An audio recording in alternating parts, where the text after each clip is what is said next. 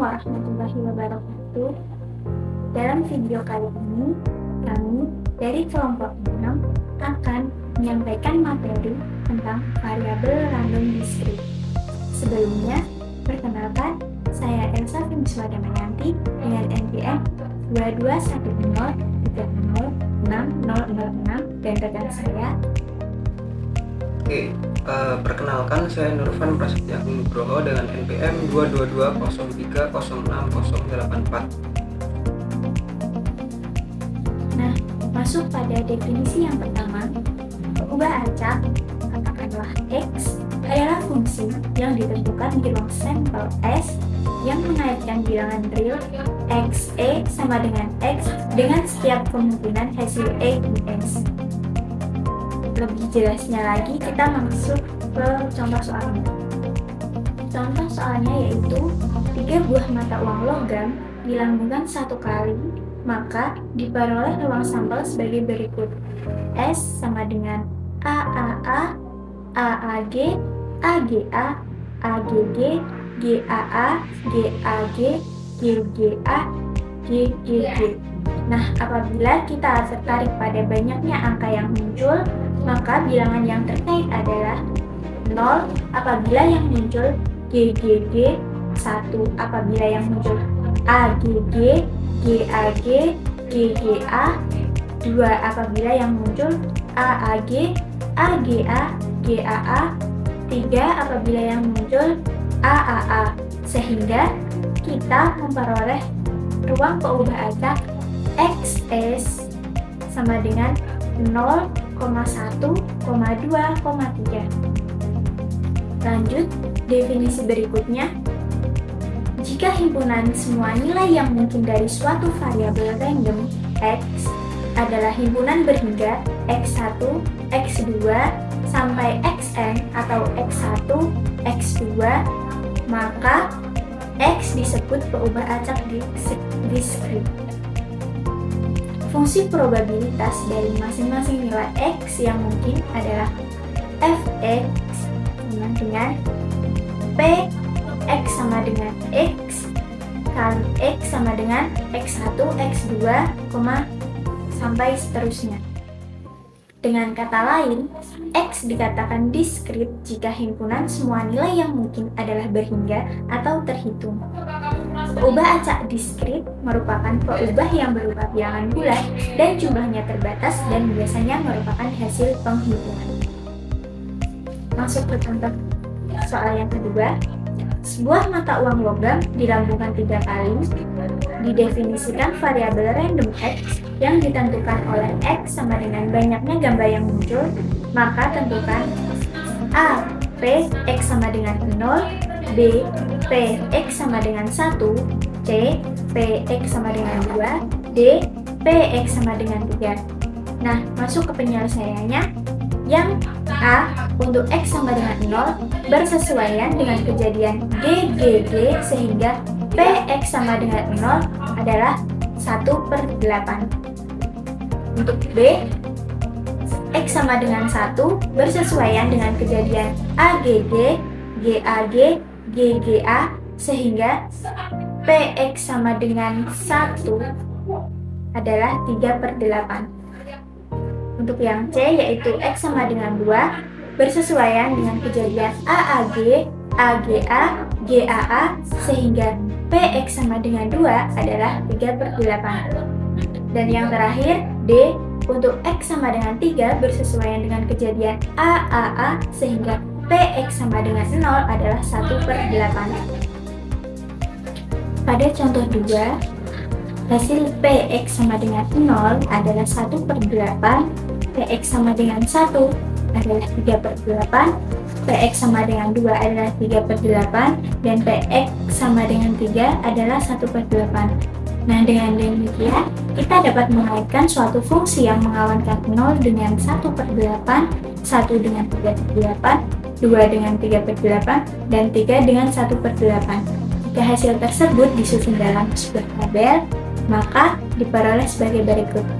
Ini pada gambar tabel yaitu nilai X 0 maka PX-nya adalah 1/8, X-nya 1, PX-nya adalah 3/8, X-nya 2, PX-nya 3/8, dan X-nya 3, PX-nya adalah 1/8. Jika dijumlah, maka hasilnya sama dengan 1. Lanjut ke teorema selanjutnya.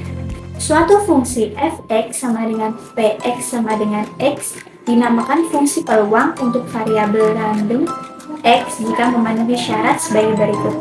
A. Fx lebih dari sama dengan 0 untuk setiap x di domainnya. B.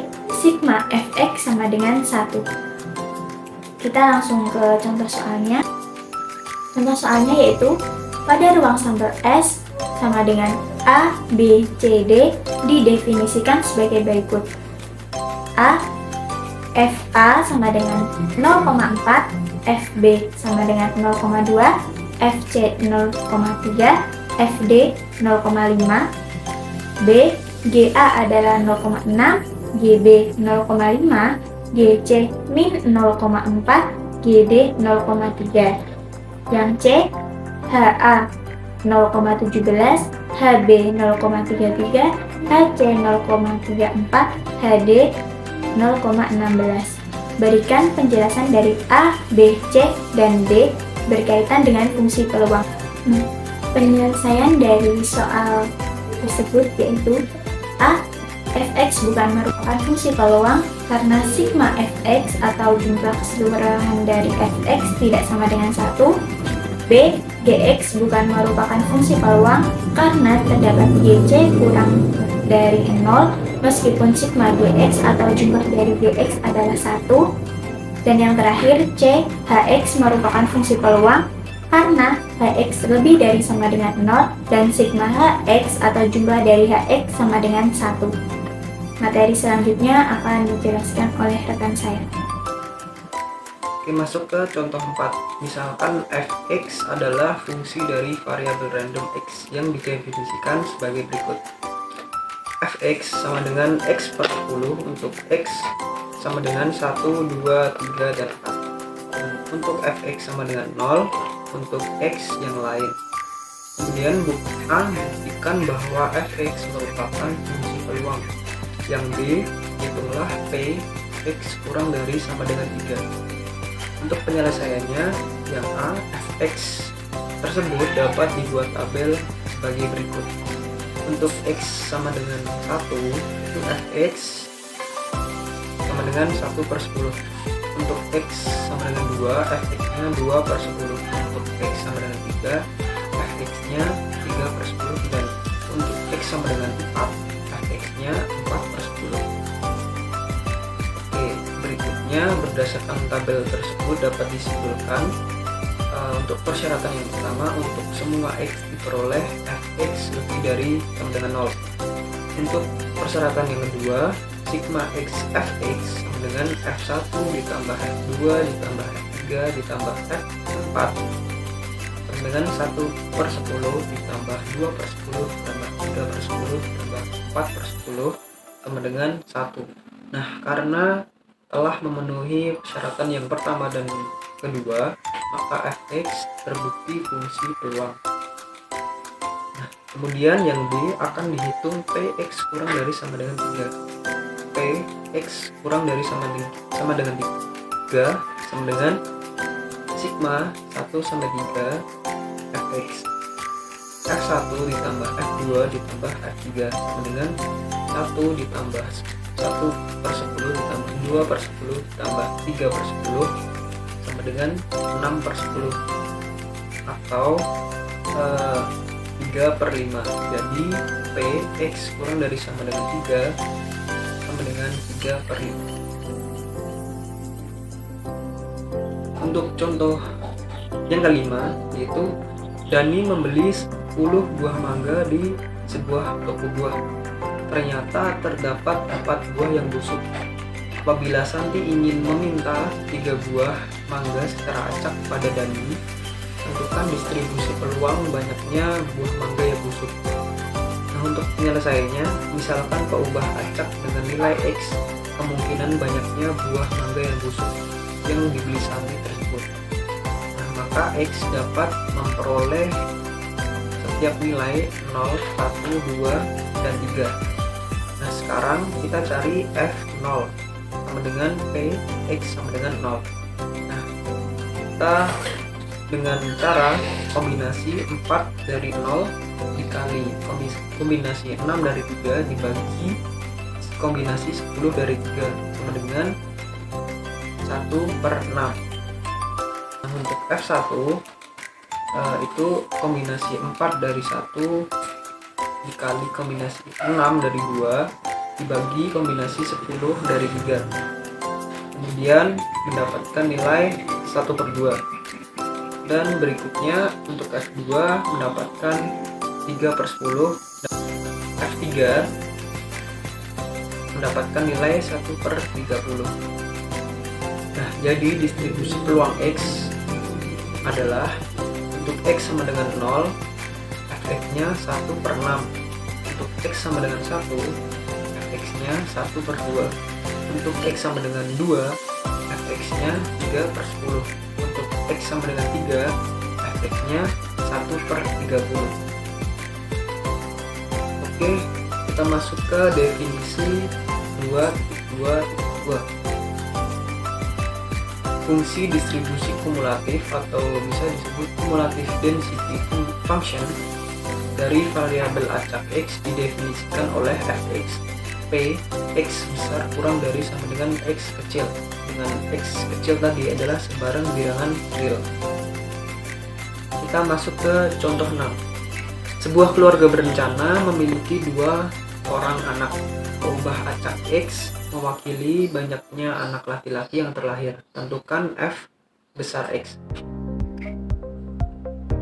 Penyelesaiannya untuk cara yang pertama, X mewakili banyaknya laki-laki yang terlahir. Maka nilai X yang mungkin adalah yang pertama, tidak ada anak laki-laki atau X sama dengan 0. Untuk yang kedua, mempunyai 1 anak laki-laki, X sama dengan 1, dan mempunyai 2 anak laki-laki, yaitu X sama dengan 2. Untuk berikutnya, hasil yang mungkin terjadi dapat disajikan dalam tabel. Nah, hasil yang mungkin itu kan perempuan-perempuan, jadi peubah acak X-nya 0. Kemudian didapatkan Fx sama dengan 1/4. Nah, untuk hasil yang mungkin berikutnya, PL dan LP, perempuan laki-laki dan laki-laki perempuan. Nah, peubah acaknya X-nya 1. Nah, kita dapatkan Fx-nya 2/4.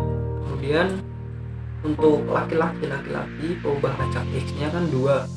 Nah, kita dapatkan Fx atau F2 sama dengan 1/4.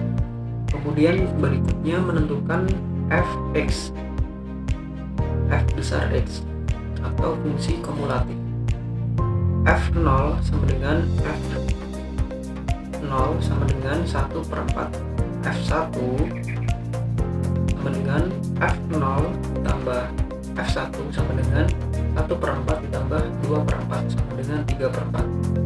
Nah, untuk F2 sama dengan F0 ditambah F1 ditambah F2 sama dengan 1. Nah, Fx dapat dituliskan dalam fungsi sebagai berikut. Untuk Fx sama dengan 0 jika X kurang dari 0.